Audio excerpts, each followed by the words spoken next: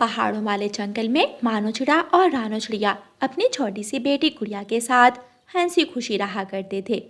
वो खेत में मिलकर काम किया करते थे। मानो चिड़ा अपने खेतों में हल चला रहा था और उसकी बेटी एक पेड़ के साथ बंधे हुए झूले पर झूला ले रही थी कि रानो चिड़िया घर से खाना बना कर लाती है। सब आ जाएं यहाँ, मैं आप सबके लिए मज़े मज़े का खाना लेकर आई हूँ। पापा आ जाए, मम्मा आ गई है, अगर ना के तो मम्मा शोर मचा देंगी। मानो चिड़ा हंसने लग जाता है और दोनों बाप बेटी रानो चिड़िया के पास आ जाते हैं। देखें मानो जी, मैं आपकी मनपसंद लस्सी बनाकर लाई हूँ और गुड़िया आपके लिए चूरी भी। मानो चिड़ा और गुड़िया खुश हो जाते हैं और खुशी खुशी खाना खाने लगते हैं। रानो, खेत में बस थोड़ा सा काम रह गया है, आओ वो कर लें, फिर घर चलते हैं। मैं हल चलाता जाऊंगा और आप पीछे दाना बखेरते जाएं। ठीक है। मानो चिड़ा और रानो चिड़िया काम में लग जाते हैं। थोड़ी ही देर में वो सारा काम खत्म कर लेते हैं और घर की तरफ चले जाते हैं। जैसे ही वो घर पहुंचते हैं, आसमान पर गहरे काले बादल छा जाते हैं।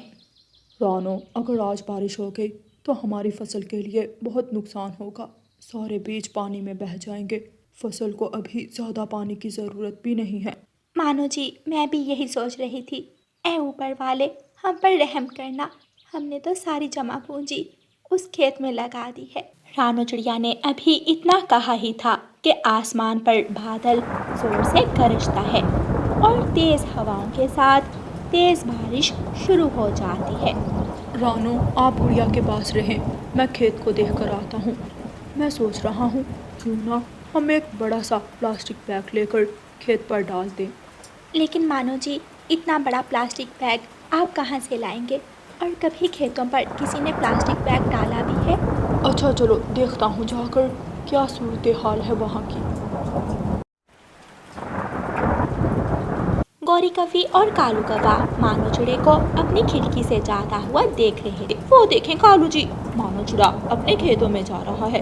ये दोनों पति पत्नी तो अपने खेतों के पीछे पागल ही हो गए हैं। ये हर बार खेती करते हैं लेकिन इन्हें अच्छा मुनाफा कभी नहीं हुआ।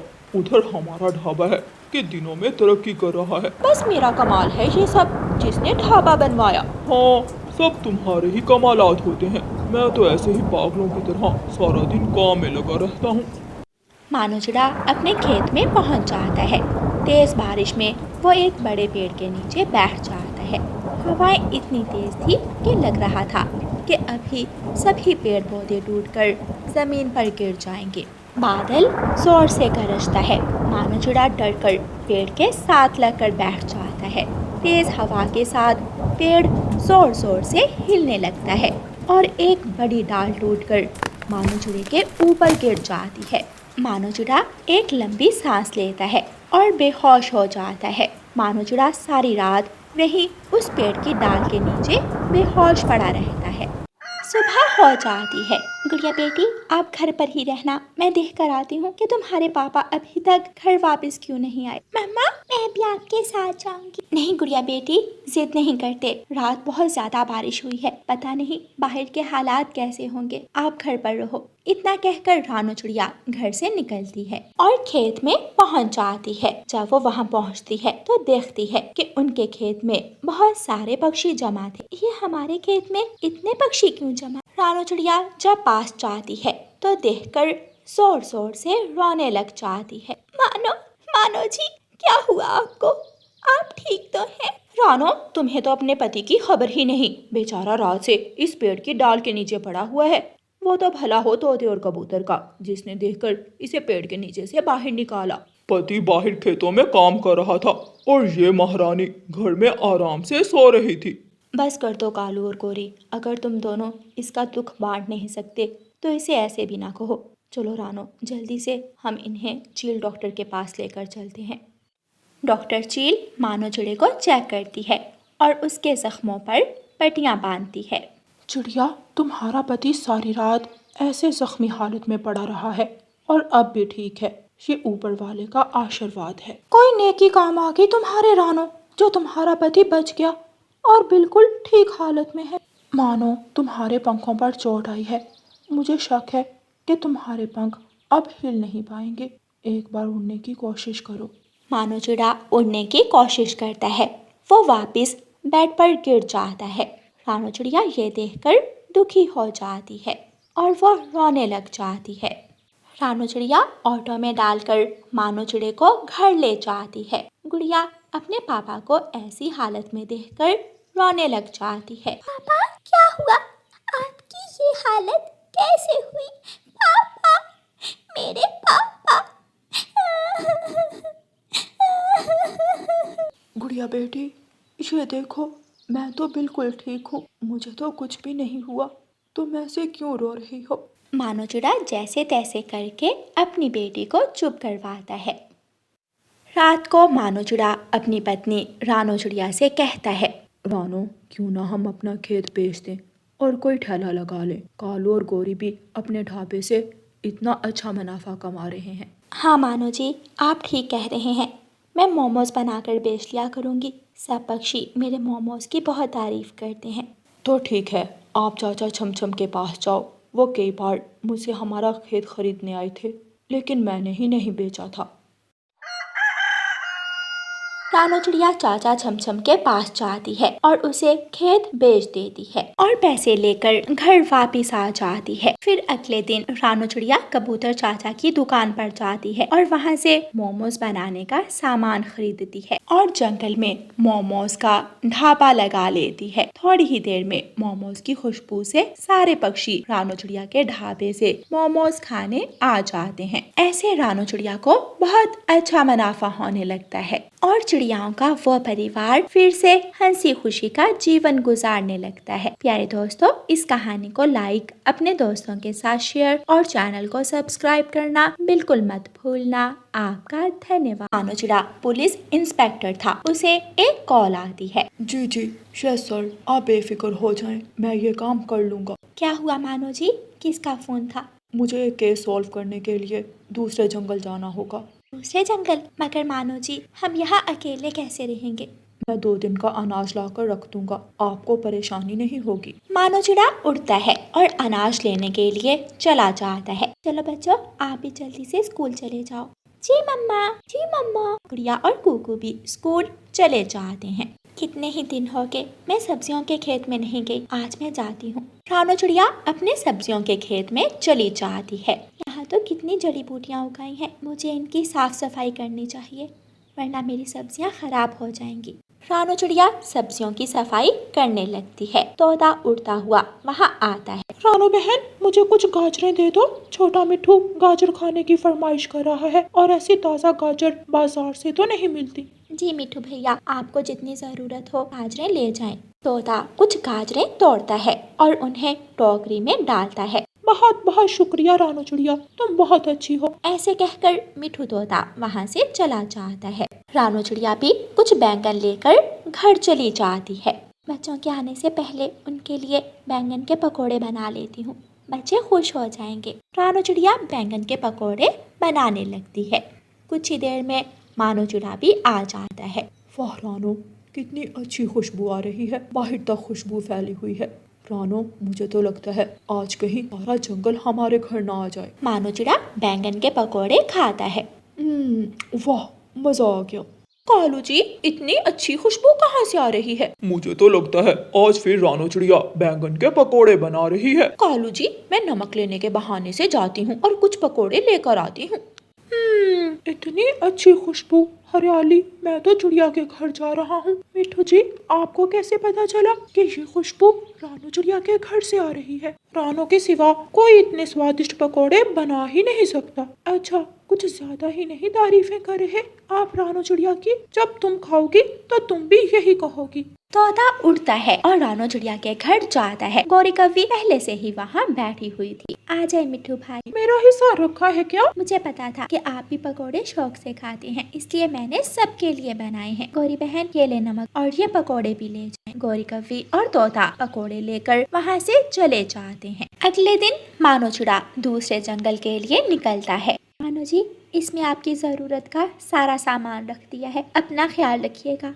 आज तो हवा भी बहुत तेज चल रही है। हाँ हाँ, तुम भी अपना और बच्चों का ख्याल रखना। पापा, चले जल्दी वापस आ जाइएगा, हमें आपकी बहुत याद आएगी। मानो चिड़ा बच्चों को गले से लगाता है और फिर अपना बैग लेकर दूसरे जंगल के लिए निकल जाता है।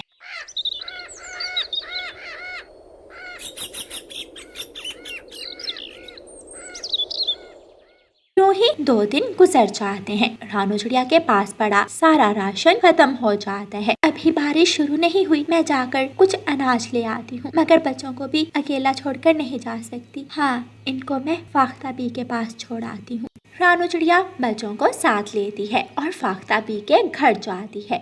माँ जी, मानो जी काम से दूसरे जंगल गए हुए हैं, मुझे अनाज की खोज में जाना था, क्या आप कुछ देर मेरे बच्चों को अपने पास रख लेंगी? हाँ रानो बेटी, मैं तुम्हारे बच्चों को तो अपने पास रख लूँगी, मगर जंगल से तुम्हें कुछ भी नहीं मिलेगा और बारिश भी शुरू होने ही वाली है। मेरी मानो तो तुम जंगल में कहीं भी दूर मत जाओ। मगर बच्चों के खाने के लिए मुझे कुछ तो करना होगा, मानो जी को ना जाने और कितने दिन लग जाएंगे। तुम्हारे हाथ के पकोड़े सभी को बहुत पसंद हैं और इस बारिश के मौसम में तो सब शौक से खाएंगे। तुम ऐसा करो, कुछ पकोड़े बनाकर बड़े पेड़ के नीचे ठेला लगा लो। हाँ माँ जी, आइडिया तो बहुत अच्छा है, मैं ऐसा ही करती हूँ। तभी बाहर तेज बारिश शुरू हो जाती है। इस बारिश के मौसम में तुम्हारा ठेला बहुत अच्छा चलेगा। ठीक है माँ जी, मैं चलती हूँ। चलो गुड़िया और गुड्डू। चिड़िया अपने बच्चों को लेकर वहाँ से चली जाती है और घर जाकर पकोड़े बनाने लगती है। माँ, हम भी आपकी मदद करेंगे, आप पकोड़े बनाए, हम ठेला लगाते हैं। गुड्डू और गुड़िया बड़े पेड़ के नीचे चीजें रखने लगे। मम्मा लाए जो पकोड़े बन के हैं, मैं उन्हें ठेले पर रखाती हूँ। नहीं गुड़िया बेटी, ये बहुत गर्म है, मैं खुद लाती हूँ। रानू चिड़िया और बच्चे पकोड़ों का ठेला लगा लेते हैं। रानू चिड़िया के पकोड़ों की खुशबू पूरे जंगल में फैल जाती है। पक्षी तो जैसे खुशबू के साथ खींचे चले आते हैं। पकोड़े ले लो, बैंगन के पकोड़े, स्वादिष्ट गरम गरम पकोड़े। रानू चिड़िया के पकोड़े हाथों हाथ बिकने लगते हैं। रानू बहन, मुझे 100 रुपए के पकोड़े दे दो। जी मिठू भैया। रानू चिड़िया तोते को पकोड़े देती है। तोता पकोड़े लेकर घर चला जाता है। तोता और हरियाली तोती वो पकोड़े खाते हैं। मिठू जी, आप ठीक ही कह रहे हैं, सच में ये पकोड़े तो बहुत स्वादिष्ट हैं। कालू जी, पहले तो पकोड़े फ्री में खाते थे और अब पैसे देने पड़ेंगे। पकोड़े तो हम अब भी फ्री में ही खाएंगे। मगर वो कैसे? कालू गोरी के कान में कुछ बताता है। गोरी और कालू रानू चिड़िया के घर जाते हैं और वहाँ पड़े पकोड़े खाने लगते हैं। कालू जी, बस कर दें, अब कुछ मेरे लिए भी छोड़ दें। तो तुम भी खा लो, मैंने कौन सा रोका है तुम्हें। कालू कौवा जल्दी जल्दी से पकोड़े खाने लगता है। गोरी एक लकड़ी उठाती है और कालू कौवे को मारती है, मगर वो पास पड़ी घी की कढ़ाई में जाकर लगती है और गरम गरम घी कालू और गोरी के पंखों पर गिरता है। हाय हाय, मैं मर गया, मेरे पंख, मेरे पंख। रानू चिड़िया शोर सुनकर घर में आती है। हाय, मैं मर गई, तुम दोनों यहाँ, क्या हाल बना दिया मेरे घर का। कालू और गोरी कुछ कह बिना ही वहाँ से भाग जाते हैं। माँ, उन कौवों को उनकी चोरी की सजा मिल गई, अब आप गुस्सा ना करें। मानो चिड़ा भी घर आ जाता है। पापा आ गए, पापा आ गए, पापा आ गए, पापा आ गए। मिया और गुड्डू अपने पापा को सारी बात बताते हैं। पापा, आप भी खाए हमारे ठेले वाले पकोड़े। फिर वो सब बारिश के मौसम में पकोड़े खाते हैं और मौसम का आनंद लेते हैं। प्यारे दोस्तों, इस कहानी को लाइक, अपने दोस्तों के साथ शेयर और चैनल को सब्सक्राइब करना बिल्कुल मत भूलना। आपका धन्यवाद।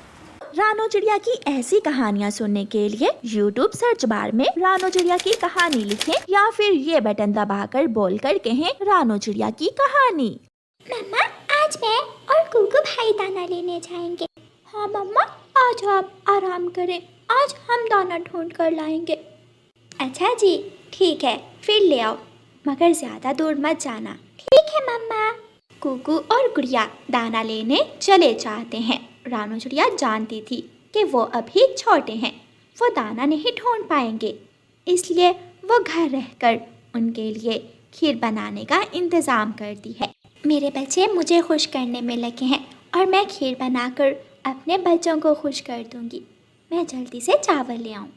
रानू चिड़िया अलमारी से पैसे निकालती है और चावल लेने चली जाती है। गुड़िया और कुकू उड़ते उड़ते थक चुके थे। वो एक पेड़ पर बैठ जाते हैं। गुड़िया बहन, हमने कह तो दिया, मगर हमें दाना मिलेगा कहाँ से? यहाँ तो दूर दूर तक कुछ दिखाई नहीं दे रहा। हाँ कुकू भाई, मैं भी थक गई हूँ, मगर दाना तो लेकर ही जाना है। चलो उस तरफ जाते हैं। गुड़िया और कुकू फिर से उड़ते हैं। कुकू को जमीन पर कुछ दिखाई देता है। दोनों बहन भाई वहाँ उतरते हैं। ये क्या है? कुकू उसे खाने लगता है तो उसकी चोंच दुखने लगती है। मेरी चोंच टूट गई। ये तो बहुत सख्त है। कुकू भाई, ये कोई खाने की चीज नहीं है। तो फिर ये क्या है? ये बीज है। ये मैंने अपनी किताब में देखा था। इससे पौधा बनता है और फिर उस पर फल लगते हैं। इस पर फल लगेंगे, मगर ये बड़ा कैसे होगा? तोते टीचर ने बताया था कि पौधों को पानी और सूरज की रोशनी की ज़रूरत होती है। अगर हम इसे ज़मीन में बोएंगे और पानी देंगे तो ये बड़ा पेड़ बन जाएगा। क्या सच में? फिर तो बहुत मजा आएगा। हम ये बीज अपने घर के पीछे लगाएंगे। मगर पीछे क्यों? हम मम्मा को सरप्राइज देंगे। हाँ, ये ठीक है। चलो अब घर चलते हैं। मगर दाना तो मिला ही नहीं। गुड़िया बहन, मम्मा से जाकर क्या कहेंगे? चले, हम आगे जाते हैं और दाना लेकर ही घर जाएंगे, वरना हमारी इंसल्ट हो जाएगी। कुकू भाई, मम्मा ने दूर जाने से मना किया है। कोई बात नहीं, वो हमारी मम्मा है, वो हमें कुछ नहीं कहेंगी। फिर गुड़िया और कुकू अपने घर की तरफ चले जाते हैं। वो अपने घर के पीछे जाकर बीज बोने लगते हैं। अब इसे पानी देना होगा। कुकू भाई, जाओ तुम घर से पानी लेकर आओ। अगर घर गया तो मम्मा तुम्हारा पूछेंगी। हाँ, याद आया, गौरी आंटी के घर के बाहर एक मटका टूटा हुआ पड़ा है। जाओ तुम उसमें पानी ले आओ। कुकू जाता है और गौरी कवि के घर के सामने पड़ा टूटा हुआ मटका उठाता है और नदी की तरफ पानी लेने चला जाता है। कुकू नदी से पानी भरता है तो वहाँ गौरी कवि भी आ जाती है। ये मेरा मटका किसे पूछ कर लाए हो? गौरी आंटी, मैं अभी ये मटका वहीं रख दूंगा। रख देना, वरना तुम जानते हो मुझे। जी जी बिल्कुल। कुकू जल्दी से पानी लेकर वहाँ से चला जाता है और अपने घर के पीछे पहुँच जाता है। कुकू और गुड़िया मिलकर उस बीज को पानी डालते हैं। पानी तो डाल दिया, मगर पौधा तो निकला ही नहीं। अभी नहीं कुकू भाई, 1-2 दिन बाद निकलेगा पौधा। चलें अब घर चलते हैं। हाँ, पहले ये मटका वापस रखाऊं, वरना गौरी आंटी घर तक आ जाए। वो दोनों हंसने लगते हैं और मटका उठाकर गौरी कवि के घर की तरफ चले जाते हैं। रानू चिड़िया भी अपने बच्चों के लिए खीर बना रही थी। इतनी देर हो गई, बच्चे अभी तक घर नहीं आए। कहीं ज़्यादा दूर तो नहीं चले गए। खीर पक चुकी थी। रानू चिड़िया खीर को ठंडा होने के लिए पानी में रख देती है। अब मैं बच्चों को देख कर आती हूँ, ना जाने कहाँ होंगे। रानू चिड़िया बाहर जाने ही लगती है कि कुकू और गुड़िया आ जाते हैं। बच्चों, इतनी देर लगा दी, दाना कहाँ है? वो मम्मा, हमें कुछ भी नहीं मिला। कोई बात नहीं, तुम दोनों ने कोशिश की, इतना ही बहुत है। चलो अब मिलकर खीर खाते हैं। खीर? क्या सच मम्मा? हाँ, मैंने अपने बच्चों के लिए खीर बनाई है। आज तुम दोनों पहली बार भोजन की खोज में गए। मेरे बच्चे अब बड़े हो रहे हैं, फिर वो सब खुशी खुशी खीर खाते हैं।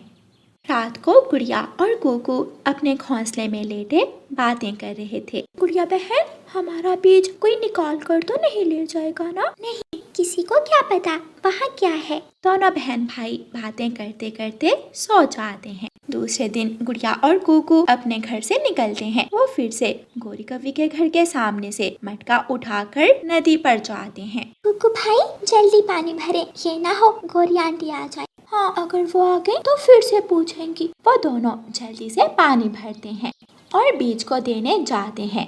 दिन गुजरते गए और आखिर बीज से पौधा बन जाता है। गुड़िया बहन, पौधा तो बन गया, मगर इस पर तो कोई भी फल नहीं है।